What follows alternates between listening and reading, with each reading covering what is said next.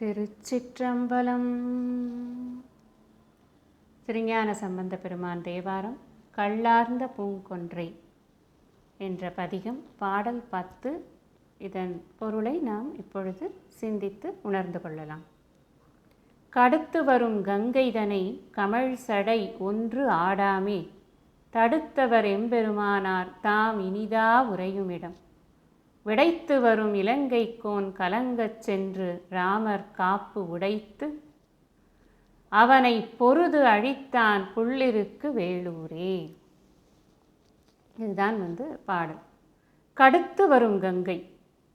ஏன் கடுத்து வரணும் கங்கை அப்படின்னா, ஆகாசத்தில் இருந்த வரைக்கும் கங்கைக்கு ரொம்ப சந்தோஷமாக ரொம்ப பெருமையாக இருந்துதான்.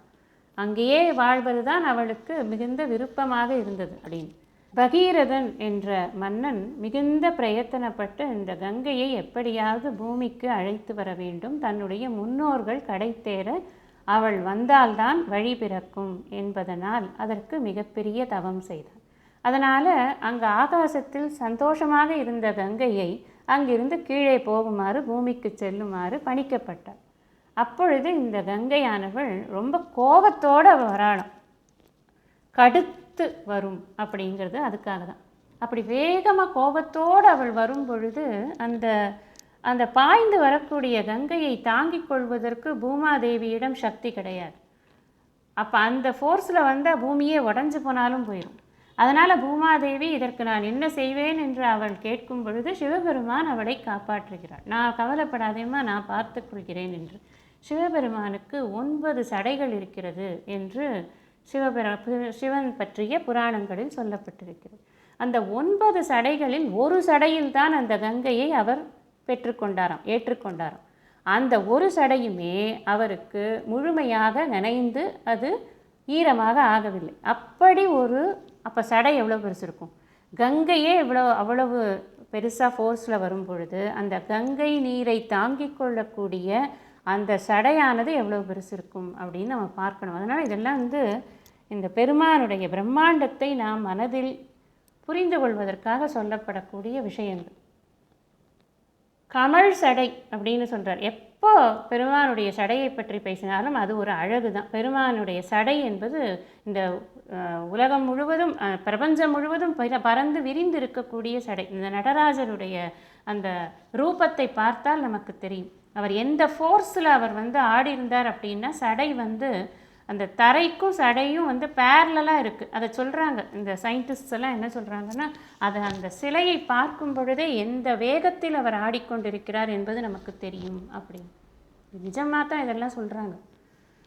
அப்போ இந்த சடையானது அவ்வளவு பெரிதாக இருக்கிறது. 9 சடைகள் இருக்கின்றன. அதில் ஒரு சடையில் இந்த கங்கா மாதா இறங்கி இருக்கிறாள். அது ஒன்றும் ஆடலை அசையலை, அப்படியே இருக்குது வாங்கி கொண்டு. அந்த சடை எப்படி இருக்குன்னா, நம்ம முன்னாடி பார்த்தோமே, கள்ளார்ந்த பூங்கொன்றை எப்படி தானே ஆரம்பித்தார் அவர். அது எப்படிப்பட்ட சடை என்றால், ஒரு பக்கம் பூங்கொன்றை மலர்கள் இருக்கிறதாம், ஒரு பக்கம் ஊமத்தம் மலர்கள் இருக்கிறதாம். ஏன்னா பொதுவாக சிவபெருமானுடைய சடை மணம் கமழும் சடை என்று தான் வர்ணிக்கப்பட்டிருக்கிறது. அதனால் கமழ் சடை, மனம் நிறைந்த அந்த சடையானது ஆடாமல் தடுத்தவர் எம்பெருமான். தடுத்தவர் இந்த கங்கையை இந்த பூமிக்கு வரும் பொழுது தன்னிடம் பெற்று அதை பொறுமையாக இந்த பூமிக்கு வரும்படியாக செய்தவர் எம்பெருமானார். தாம் இனிதா உறையுமிடம். அப்படிப்பட்ட அந்த பெருமானார் ரொம்ப மிகுந்த விருப்பத்தோடு இந்த புள்ளிருக்கு வேளூரில் அமர்ந்திருக்கிறார் என்று சொல்கிறார். அடுத்த 2 வரி எப்பொழுதும் போல இலங்கை அரசன் ராவணனை பற்றியும் அவனோடு எதிர்த்து போராடிய ஜடாயுவை பற்றியும் தான் மீண்டும் இங்கும் பேசுகிறார். விடைத்து வரும் இலங்கைக்கோன், சண்டை போடுறதுக்குன்னே வரான். இந்த ஜடாயுவோட சண்டை போடுறான். இலங்கைக்கோன் கலங்கச் சென்று அவனை கலங்க அடித்தான். அவனால் சாதாரணமாக சண்டை போட முடியவில்லை. நிறைய இடங்களில் சொன்னேன், முன்னாடியே இருக்கக்கூடிய பாடல்களை பற்றி நம்ம சிந்திக்கும் பொழுது சொன்னேன். தன்னுடைய வீரத்தை நம்பி அவன் இறங்கினான். ஆனால் அந்த வீரத்தினால் அவனால் இந்த ஜடாயுவை ஜெயிக்க முடியவில்லை. சந்திரஹாசம் என்று சிவபெருமானுடைய வாளால் தான் அவன் வெட்டுப்பட்டான் ஜடாயு அப்படின்னு. அங்கேயும் ஒரு காரணம் இருக்குது. இந்த சந்திரஹாசம் என்ற வாள் ஒரு தடவை தான் உபயோகப்படுத்த முடியும். அந்த ஒரு தடவை உபயோகப்படுத்துறத அவன் ஒருவேளை ராமனுடன் போர் நடக்கப் போகிறதே அங்கு உபயோகப்படுத்தினால் பிரச்சனை ஆயிரும். அதனால் அந்த வாளுக்கு ஒரு உபயோகம் வேண்டும் என்பதற்காக இங்கு சிவபெருமானுடைய அந்த வாளின் மூலமாகத்தான் வெட்டுப்பட்டேன் என்று சொன்னால் அந்த ராமகாரியமானது தடையில்லாமல் நடக்கும் என்பதற்காக ராமன் வந்ததே, ராமன் பிறந்ததே, அனைத்து தேவர்களின் வேண்டுகோளுக்கிணங்க விஷ்ணு ராமர் அவதாரம் எடுத்தார் என்று ராமாயணத்தில் முதல் காண்டத்தில் நாம் பார்க்கிறோம். இப்போ வந்த காரணத்தை நன்றாக நிறைவேற்ற வேண்டும் என்ற ஒரு காரணத்திற்காக சிவபெருமானுடைய வாளினால் தான் வெட்டை வாங்கி கொண்டு ராமகாரியம் நன்றாக நடப்பதற்காக அந்த ஜடாயுவானவன் உதவி செய்தான். எப்படி? இந்த விடைத்து வந்த ராவணனை பொருது அழித்தான். சும்மா அவனோட போய் சண்டையை போட்டு அவன் கோபத்தில் வந்து சந்திரஹாசத்தை எடுத்து உபயோகப்படுத்திட்டான்.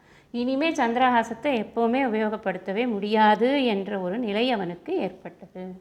ஒரே ஒரு வரம் தான் கிடைத்திருந்தது சிவபெருமானிடமிருந்து. அந்த வரத்தினால் கிடைத்த வாளும் போனது. ஏதோ இவனால் முடிஞ்சது. ராமருக்கு சிறு தொண்டு அப்படின்னு அந்த வேலையை அவன் செய்திருக்கிறான் என்று இங்கு பதிவு செய்கிறார். அப்படிப்பட்ட இந்த புள்ளிருக்கு வேலூரே என்று முடிக்கிறார்.